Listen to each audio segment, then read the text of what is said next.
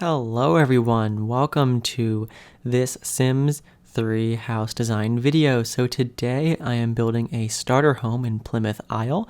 This is a 1-bedroom, 1-bathroom house, and it's on lot number 18. And of course, there's a download link in the description below if you want to download this and place this on lot number 18 in Plymouth Isle. Now, this video is a little bit different than my other ones, and I'll get into that now. So for the past year, I've been creating my videos as 1080p videos, so 1920 by 1080 resolution.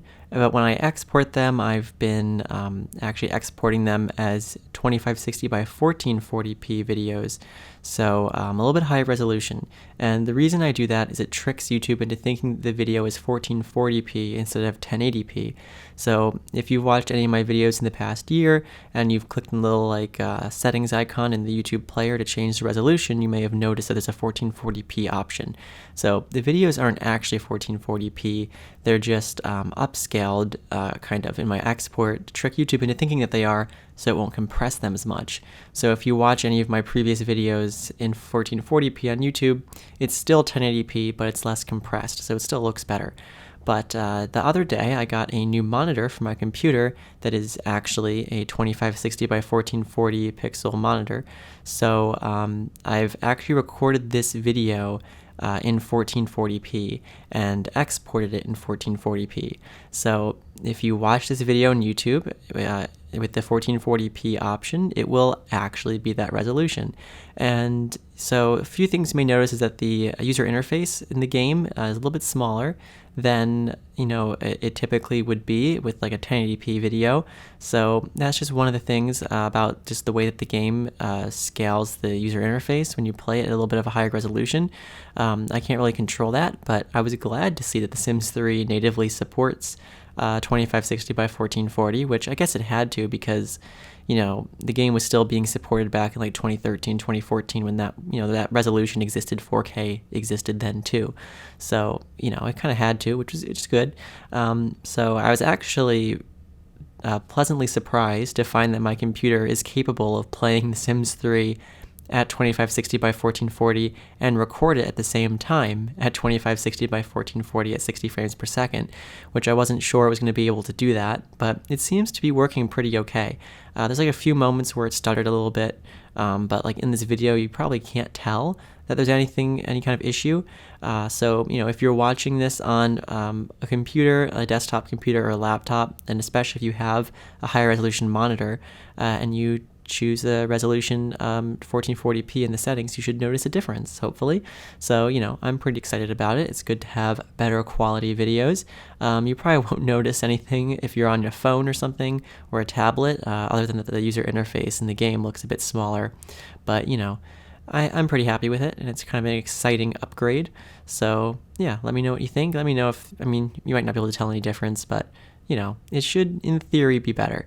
But anyway, about the house here. So somehow every time I build a starter home, even though I've done a few before, I forget how hard it is. So, this house is kind of the one that's just on the precipice of not being a starter home, because to have a starter home in The Sims 3, it has to be below 16,500 simoleons. So this one I think ends up being 16,464 or 74. Either way, if your sim buys this house off the bat, they will be able to afford it, but they'll have like, I don't know, like 20 some simoleons left over. So 20, 30, 40 simoleons left over, something like that. So yeah, it's a little bit at the top end, and the main reason for that is the lot that it's built on. So the last two starter homes I did for Plymouth Isle, which were Sunrise Starter and Strawberry Starter, and yes, you may notice a theme that I'm using alliterations with all these starter homes because this one is Seagull Starter. So those ones are on smaller lots. I think those lots cost about 800 simoleons. The lot that this one is on is about 1,200 simoleons, so I was already at like a 400 simoleon disadvantage building it here, but I really wanted it to be on this lot. It's kind of right by the town center. It's like one lot over from the consignment store. It's like right across the street from the spa and the hotel. So, it's like right in that kind of town center area. It's right on the ocean as well, which is very nice. And you'll see in the screenshots at the end, it has a really good ocean view, which looks pretty cool. So, even though it's like a little bit smaller than the other starter homes I did in the game, and it's like a little bit less detailed, and even though it costs more, it has that prime location and that great ocean view. So yeah. And another one of the things I really liked about this house was the exterior material there. As you can see, it's kind of like this wood plank look, and I really like what I did in the eaves with this kind of crossing wood design there, that kind of crisscrossing wood design. I think it turned out really well, and it's kind of something different than the usual like wood cedar shakes I've been using, or just normal horizontal siding. I thought it was kind of different, kind of interesting. I believe those wallpapers are from Pets, so something a little different there. In the kitchen, I had to switch out the counters for cheaper ones, and you may notice a few times I go into Edit Town and then come back into the lot.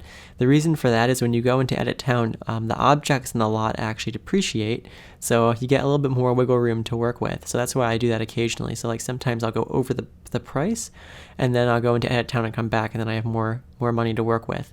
So that's why I'm doing that.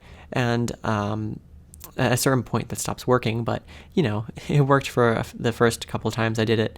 But anyway, this is the living room, dining room, kitchen area. Again, it's very sparse, but you do have a couch and a chair, which is nice. And I also like that I was able to fit in those bar stools there at the island, which I thought was pretty cool. I guess not really an island, but on that counter there, I was able to fit in those bar stools, which I quite like. So it means that you can kind of entertain some people. There's more dining room space. I also, for the colors, went for this kind of like white, this kind of off-white, and this kind of, kind of desaturated dark green, which I thought was kind of interesting. And I kind of use that color in the bathroom as well, which I'll probably come back to in a bit, but you can see it's already on the walls, and I kind of carry it throughout more of the bathroom as well. So yeah, I kind of like went for some fun colors. Actually, I'm doing it right now. Yeah, so the bathroom is kind of green, the kitchen's kind of like powder blue, like that whole main living area is kind of blue. And you also have like the tiles, so it's kind of like light and airy, and like the view from the back is really nice. So yeah, it's quite nice. I really like this house. I also like the carport I added on the outside, which you probably saw me build in the beginning, which kind of connects to the house there, but it's at a lower level. So I use constrained floor elevation, so it's not actually like at the foundation height. And this house is actually on quite a high foundation. I believe it's double the height of a normal foundation, or near abouts that. So yeah, it's pretty high up, which is kind of cool. It's a little bit different. This is the bedroom here. There's no dresser, unfortunately. I ended up spending the money for a dresser on a closet instead, which is obviously not functional. But if you download the house, you can remove the closet that I added there, and you can just put in a dresser instead. So yeah, I just like having the closet because it just looks more realistic. So that's just why I do it. But anyway, there's the bedroom, and now we're doing the deck here. So just a simple recolor of that carpeting. I just put a wood texture on it, so I don't have to spend any money on a different flooring material. And just recoloring the stairs. We're going to do a bit of terrain paint here, but actually coming near the end, this was a very quick build, of course, because, it was just a starter home. I think it took me about an hour to build in real time, so, not like super fast, but for a house build video like this, when it's sped up, it goes pretty quick. So yeah, there's some screenshots coming up in a few moments, so I hope you stick around for those. And if you liked this video, I'd greatly appreciate it if you consider liking, commenting, and subscribing. It really helps me out. And you can check out the series where I create the world that I'm building in right now from scratch. So there's currently 31 episodes, but there's going to be another one coming out soon, so you can check out that playlist on my channel. And of course, I have plenty of other house building videos in The Sims 3 and The Sims 4 on my channel as well that you can check out. So I hope you like what you see. But anyway, we're coming along to the screenshots very soon. Just doing a few more final touches here, a few things to try to save a few more simoleons on the house. So yeah, kind of like replacing that half wall there with some fencing, but doing some final recolors. And I think that's about it. So I hope that you enjoyed this video, and I hope to see you next time.